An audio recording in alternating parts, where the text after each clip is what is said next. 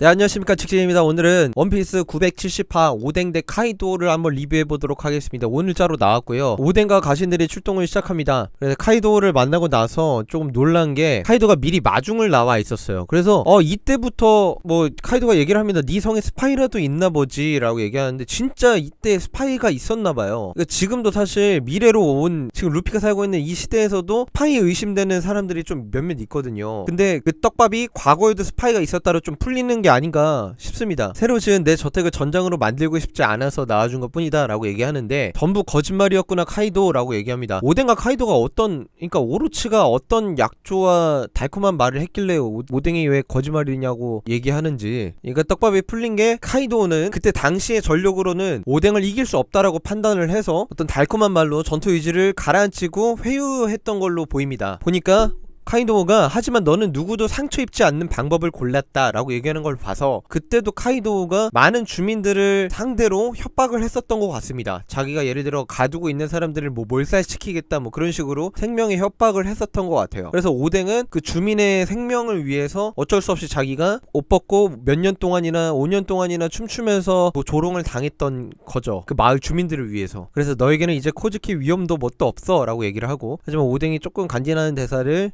칩니다. 이야기를 미래로 진행시켜보자. 그날의 판단은 그걸로 된 거다. 그날의 판단은 되돌릴 수 없는 거다 라고 얘기를 하는 거죠. 그리고 오뎅과의 전투가 시작됩니다. 폐양색 패기를 쓰는 것 같아요. 근데 오뎅과 사무라이 이 10명과 거의 1000명과의 대결이니까 거의 일당 100을 해야 되는 그런 험난한 전투였습니다. 그리고 야스이에는 오뎅에게 급보를 받고 모모노스케를 지키는 임무를 수행하고 있습니다. 그리고 오뎅이 졌을 때는 이 나라는 끝난다 라고 얘기하는데 토키의 얼굴이 너무 평안해서 좀 신기했습니다. 전투가 한창 진행되던 중 한 여자가 개입을 하게 됩니다. 시노부였는데요. 다시 코즈키의 세상이 될 것을 믿고 성을 섬기고 있었습니다만 코즈키 닌자군 후쿠로쿠주는 결국 오로치에게 넘어갔습니다. 저는 오뎅님을 섬길 날을 꿈꾸고 있었기 때문에 이제 성에는 있을 수 없습니다. 그러니까 오뎅이 바보 나래를 믿지 못한 자보고 뭐라고 할 수는 없지 라고 하면서 바로 시노부를 믿어줍니다. 그래서 이 시노부가 이때 입술을 살짝 이렇게 깨물어요. 근데 사실 시노부가 지금에서도 스파이로 의심받고 있는 사람 중에 한 명이거든요. 그래서 그 오뎅이 자신을 신뢰해주는 멘트를 하고 난 이후에 시노부가 왜 이런 표정을 지었는지가 좀 떡밥입니다. 이쪽은 가시밭길이다 함께 하겠냐 하니까 시노부가 함께 하겠다라고 해서 시노부가 사무라이로서 전투를 하게 됩니다. 적은 1000명의 적들 그리고 장기전이 되었지만 코즈키 오뎅의 강함은 카이도 쪽의 상상을 아득히 뛰어넘었다고 합니다. 오뎅이 배고 싶은 건 내 목 하나다. 오뎅 이도류를 보여주는데 도원 토츠카를 통해서 카이도가 유일하게 가지고 있는 상처 중에 하나인 흉터를 남기게 됩니다. 뭐 무적의 카이도님이 배웠다. 다시는 오지 말아라 와노쿠니 이렇게 얘기하는데 적들이 갑자기 오뎅이 움직이지 말아라 라고 합니다. 그리고 아버님 살려줘요 라는 목소리가 들려오는데 바로 모모노스케를 잡아서 협박하는 거였습니다. 그리고 그 사이에 뭐 카이도가 뇌명 팔개인지 뭔지로 그냥 도깨비 방망이로 그냥 두드려 팹니다. 이 모모노스케는 흉내 열매였던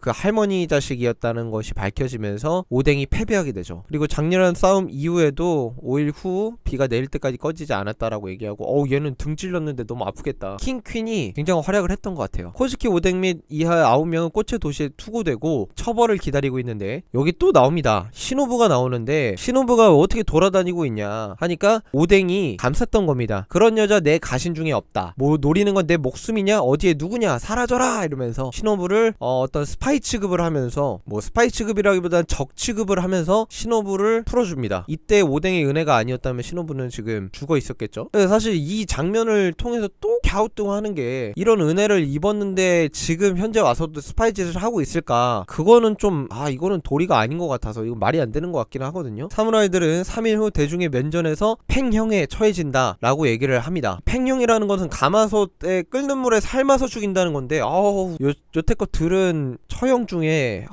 손에 꼽을 정도로 상상만 해도 잔인한 형벌인 것 같아요.